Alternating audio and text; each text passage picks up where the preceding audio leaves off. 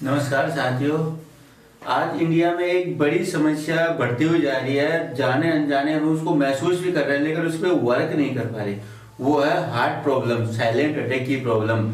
और ये इसका मूल कारण है ब्लड का सर्कुलेशन। पहले ये समस्या एक उम्र के बाद में आती थी, लेकिन आजकल यूथ में भी ये समस्या बढ़ती हुई जा रही है। यानी उम्र की जो लिमिटेशन थी वो खत्म हो गई है और हर घर में ये प्रॉब्लम्स आ चुकी है लगभग। और WHO का भी दावा है कि 2025 तक इंडिया में 87% लोग हार्ट के पेशेंट हो जाएंगे। यानी एक ये बड़ा रिकॉर्ड है। इससे बचने के लिए हमें इसके मूल कारण को समझना होगा।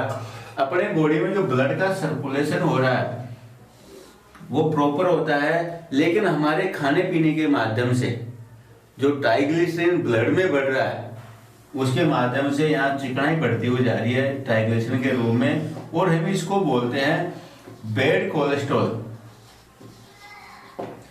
बैड कोलेस्ट्रॉल ब्लड में बढ़ने ही एक समस्या उत्पन्न करता है और इसका ब्लड का सर्कुलेशन कम होना शुरू हो जाता है और इसको अपन देसी भाषा में ब्लॉकेज के रूप से बोलते हैं। और धीरे धीरे ये ज्यादा बढ़ जाता है, 80% 90% तक होते होते हमारी प्रॉब्लम्स ज्यादा हो जाती है। जब हम डॉक्टर्स के पास में जाते हैं तो इसका एक ही सॉल्यूशन बताते हैं कि इसके आपके क्या होगा, स्टेंट डलेगा।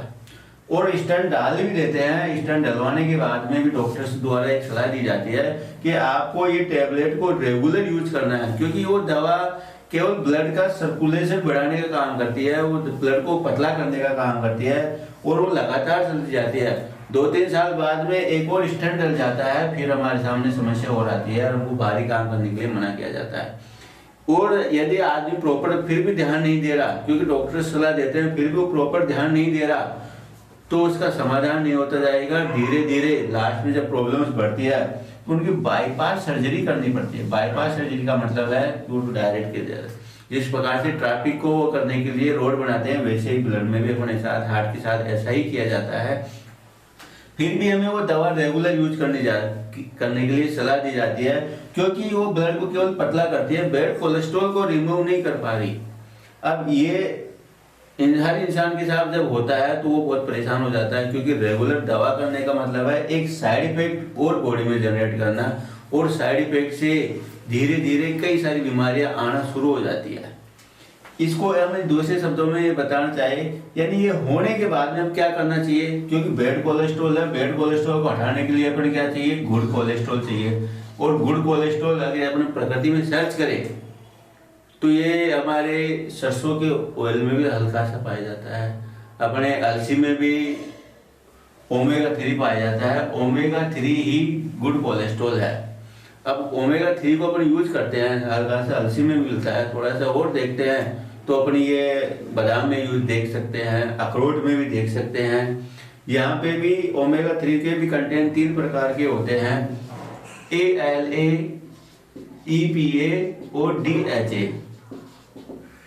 जो वेजिटेरियन वस्तुएं होती है, अलसी, बादाम, अखरोट, उसमें ALA होता है और ये बॉडी में जाने के बाद में EPA और DHA में कन्वर्ट होते हैं। जबकि अपन इसको किसी मांसाहारी या जीव के माध्यम से लेते हैं तो ये EPA और DHA में होता है। ये अपने DHA अपने ब्रेन के लिए अच्छा होता है, EPA अपने नर्वस सिस्टम के लिए बहुत शानदार काम करता है और ये गुड कोलेस्ट्रॉल के रूप होते हैं। यदि हम इनको कंज्यूम करते हैं तो अपने बैड कोलेस्ट्रॉल को ये दूर करता है। बैड कोलेस्ट्रॉल को दूर करने से हम ऐसी हार्ट से संबंधित जो प्रॉब्लम है उनसे बच सकते हैं। देखो, ब्लड के रुकावट होने से क्या होती है, हार्ट की प्रॉब्लम शुरू होती है और हर व्यक्ति चाहता है कि उसका हार्ट अच्छी तरह काम करे, क्योंकि जन्म से मृत्यु तक एक यही है जो हमेशा काम करता है और ऑर्गन आराम कर लेते हैं, लेकिन हार्ट आराम नहीं करता। इसके सब यूज करने से बैड कोलेस्ट्रॉल हटने से हमें कई फायदे नजर आते हैं। जैसे ब्लड का सर्कुलेशन अच्छा होता है तो हार्ट की प्रॉब्लम से अपन फ्री हो जाते हैं, वहां पर इसका अच्छा बेनिफिट मिलता है। जो आजकल जॉइंट की प्रॉब्लम हो रही है, जॉइंट की प्रॉब्लम्स हो रही है, गठियावाई की प्रॉब्लम्स हो रही है, उसका मूल कारण भी अपन देखा जाए तो अधिकांश रूप से ब्लड का सर्कुलेशन ही होते हैं, वहां भी इसका बेनिफिट मिलता है अपन को। यदि ब्लड का सर्कुलेशन नहीं होता तो सिर में लगातार दर्द होता है, वो माइग्रेन का रूप धारण कर लेता है। ब्रेन हेमरेज की समस्या भी ब्लड के सर्कुलेशन से संबंधित है। पैरालिसिस की समस्या भी इसी से संबंधित होती है। यदि अपन इन समस्या को फ्री कर लेते हैं तो अपन को अच्छा बेनिफिट मिलता है। अपना जो मस्तिष्क में ब्लड की बारीक बारीक वेन्स है, यदि उसमें ब्लड का सर्कुलेशन अच्छा होता है तो उनको नींद भी अच्छी आती है, याददाश्त भी अच्छी होती है। मैं कई लोगों को देखा हूँ जो अपने बच्चों को मेमोरी के लिए ओमेगा 3 का सेवन कराते हैं, यानी इसके कई सारे बेनिफिट है। लोग अपनी स्किन को यंग रखने के लिए, झुर्रियों से निजात पाने के लिए भी ओमेगा 3 का यूज करते हैं। यानी हमारी बॉडी में इसकी बहुत सारी समस्याओं का समाधान करने की कैपेसिटी है, तो हमें रेगुलर ओमेगा 3 यूज करना चाहिए। और ओमेगा 3 की खोज करने वाले थे डॉक्टर जॉन डे वर्ग, उन्होंने इसकी खोज करी।